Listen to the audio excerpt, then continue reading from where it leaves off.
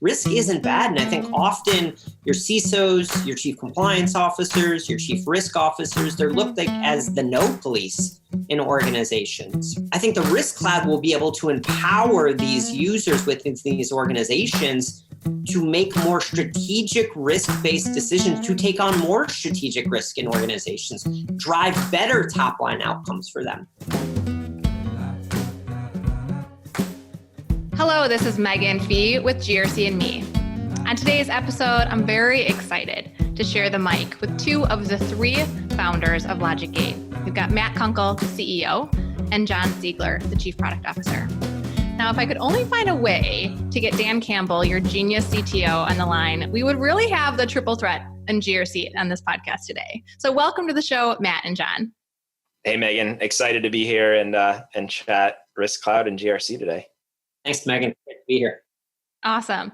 And when I first met you guys about 3 years ago, one thing that stands out is that I could immediately see how you were on this journey to disrupt an industry. And, I could call you innovators or pioneers, which is probably both true. But what I respect most about you guys and Dan and the work that you did early on and today is that you look at the market differently and you really are visionaries. You think of things creatively and you think of new categories. So today, I would love to hear about this vision that you have for LogicGate and in GRC called the Risk Cloud. So Matt, we would love to start the conversation with you. Can you share with us, kind of like root us in what the GRC software space has looked like historically, and how does the LogicGate Risk Cloud really represent a departure from what we know of GRC in the past? Yeah, certainly. I think John, Dan, and I grew up in kind of that historic GRC software space, right? Where folks were trying to operationalize regulatory risk and compliance and security programs. And largely it was done in two ways. One was what I will call legacy GRC technology platforms. The problem there is that they were really inflexible. They're very rigid data models, inflexible, long time from an implementation perspective. A lot of services and consulting work went around that. And by the time that they were implemented, the business has changed, meaning the risk and compliance groups and regulatory groups needed to change, meaning the platform was outdated in there. Or they were using point solutions, right? There's a lot of great point solutions out there, but they solve very specific use cases, third-party risk, policy management, internal audit. And they're really hard to integrate with other applications. So you have all of these solutions that are very siloed data around. And to run a real holistic GRC program and gain the value and the insights that provides, you need to be able to link all of that data together in there. So that was the old world. The world in which we see, in which we envision, and what Risk Cloud empowers and inspires is this new thinking of really agile, flexible GRC solutions and platforms, and really extensible. And that's a key word here, is the extensibility of the Risk Cloud platform and what that does. We'll talk about that a little later. Very user-friendly. How do we aggregate, quantify, and mitigate risk across different key areas in there? I think the big thing that we found from our consulting days is that while a lot of is the same, every organization is unique and different. So how do we give folks out-of-the-box applications as quick starters, but then also give them the flexibility to really wrap the technology around where they are on their overall risk and compliance journey or maturity level, not just today, but in the future. The only certainty in life is change. And that's definitely true in business. Businesses will morph and pivot and evolve and change over time, meaning that the risk and compliance and regulatory groups need to morph and pivot with them. And then the tech needs to morph and pivot with them. And we call that future proofing. And that's really what the Risk Cloud allows our customers to do. Great. I've heard you talk about how the Risk Cloud represents not just a solution, but reimagining what risk is. So can you explain that for our audience? Yeah, certainly. I think, largely the whole industry of risk and compliance and security and regulatory, the ROI, right? The value to the business has largely been about the bottom line. How do we reduce government fines? or reduce data privacy fines? How do we protect from data breaches in there and financial and reputational damage that would do? How do we make sure that if we're giving data to third parties, that data is protected in here? And then how do we operationalize things, right? How do we do more with less and use technology to make things more efficient? So largely the whole market of GRC, the ROI, is around asset protection. And really we need to move to a thinking and philosophy of not just asset protection, which is certainly important, but how do we use risk to drive better strategic decisions to drive more revenue, more top line outcomes for the business? It's not just about asset protection, it's about revenue generation from a risk perspective. Yeah, that's really interesting. And that's kind of when I think of you guys, like that's visionary. That's a visionary talk track. That is definitely a game-changing type of position that you can put your customers in when they have that level of insight. So John, in the market today, we hear a lot about AI and business intelligence as a way to, in an innovative way to bolster strategic decision-making. So from a product perspective, what will the Risk Cloud enable companies really to be able to do? Yeah, we hear a lot of buzzwords in the GRC space sometimes. AI, machine learning, RPA. Mm-hmm. Yeah, all of it. But oftentimes, our customers aren't seeing the results from those solutions. It's oftentimes they throw that word out there, but what are they actually doing for them at the end of the day? I think for us, Risk Cloud is really, the concept is pretty simple. How do we arm our customers with the insights they need to be able to communicate to the rest of the organization about risk? So that means placing that in simple terms, taking risk out of that red, yellow, green status and putting it in the language of business, so dollars and cents. How do they communicate that to the rest of the organization? So when you distill it down, it's pretty simple. It's a communication tool that arms them with the data they need. And it also is about automation. That's a key part for our customers. How do we enable them to be more strategic with the decisions they make, with their time, spend it on more strategic activities and less on the day-to-day routine? Who are they following up on? Who hasn't completed an assessment? Who has a mitigation activity open? Let the system do a lot of that work and let them focus on what they're best at. And that's really what the Risk Cloud is all about. Letting them spend their resources where it's best spent. So spending resources in the most valuable space. Matt, what do you think, how would the Risk Cloud fundamentally change the role of risk officers as we know it, or anyone who manages risks at a company? Yeah, I think the big takeaway here is they're going to have a bigger seat at the table. Ultimately, I think historically, whether it's your CISO, your chief risk officer, your chief compliance officer, a security officer, just hasn't had the same seat at the table as a chief revenue officer, a chief marketing officer, your CIOs of organizations.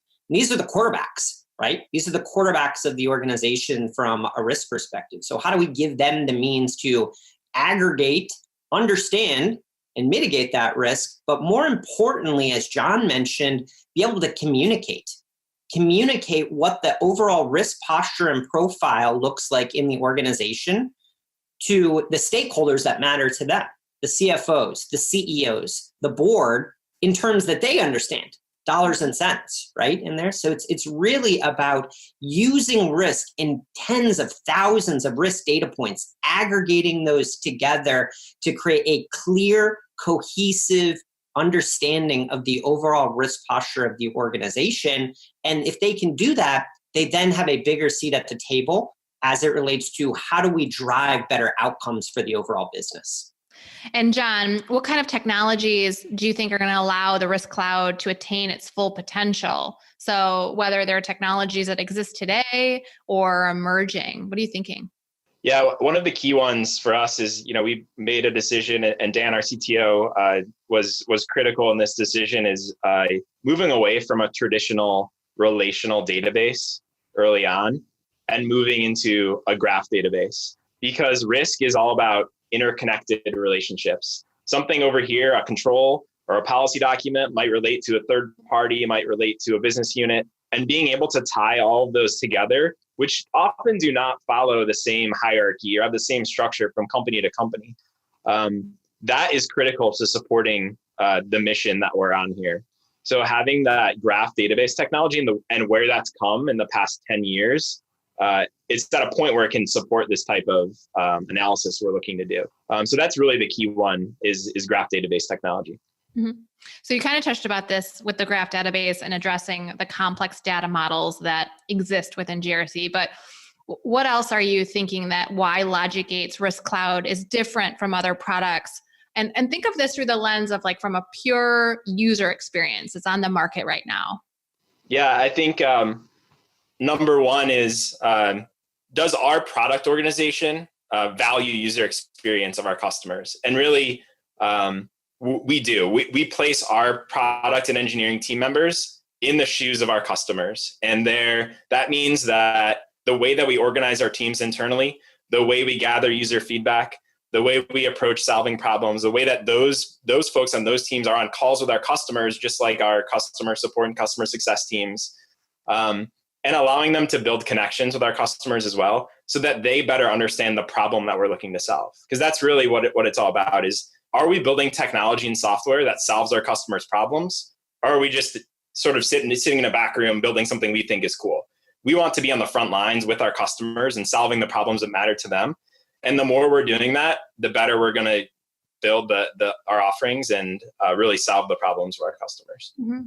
Well, I'm glad you talk about that. And I had the opportunity recently to interview the info security leader at LogicGate. And he is literally putting himself in the shoes. He is in the shoes of a lot of the folks on this podcast, as well as who are clients of LogicGate.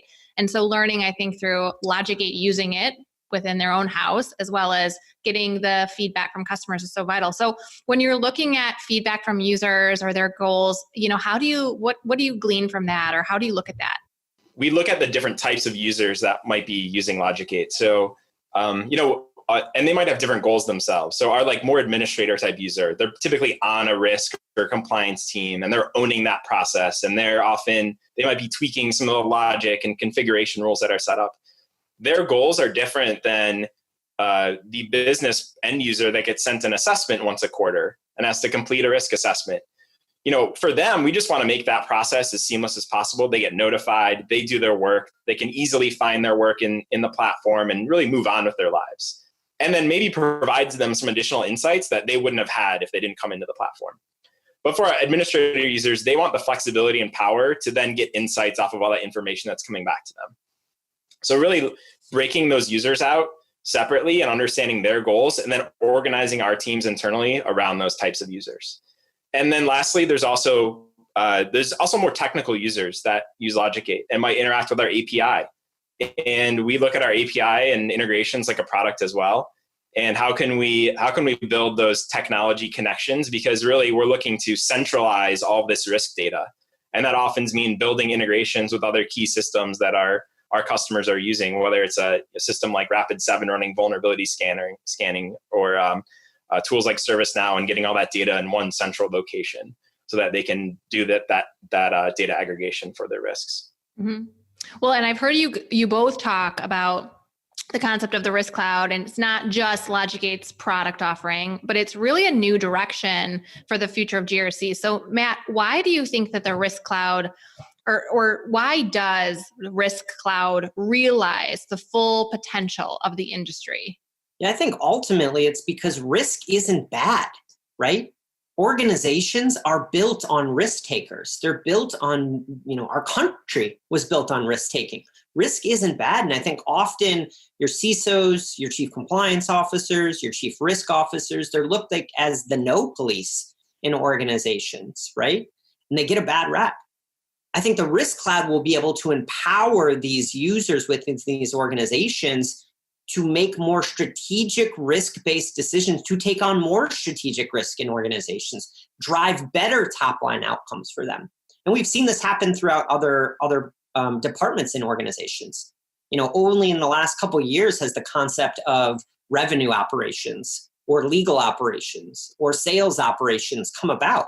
And these are largely based on the premise of how do we operationalize this, but also how do we use data to drive better strategic decisions in those business units. it's the same thing. The Risk Cloud enables risk operations within organizations. Well, and you touched on that, allowing them to have data to make better decisions. So how do you think, Matt, the Risk Cloud could help a risk manager today who's listening to this podcast become better at managing day-to-day risk? And, what is the ultimate goal, would you say?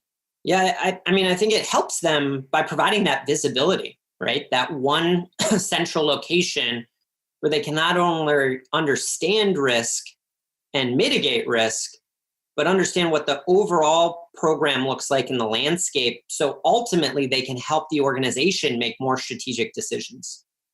If you break it down to brass tacks, how it ultimately helps, it's a platform to help risk, compliance, regulatory, and security professionals to understand the total landscape of risk to drive better strategic decisions, which will ultimately drive better top-line outcomes, not only now and today, but also future-proofing their business, because inevitably their business will change, and then their risk programs need to change, and the technology to operate those risk programs need to change. Awesome. Well, Matt and John, I know that the market is hungry for this level of vision and insights and data, and I'm excited to see where this will go. So thank you both for taking some time to walk us through the journey, the inception of this idea, and where the LogicGate team is now. So thank you both. Thanks, Megan. All right. This is Megan B. with GRC and Me.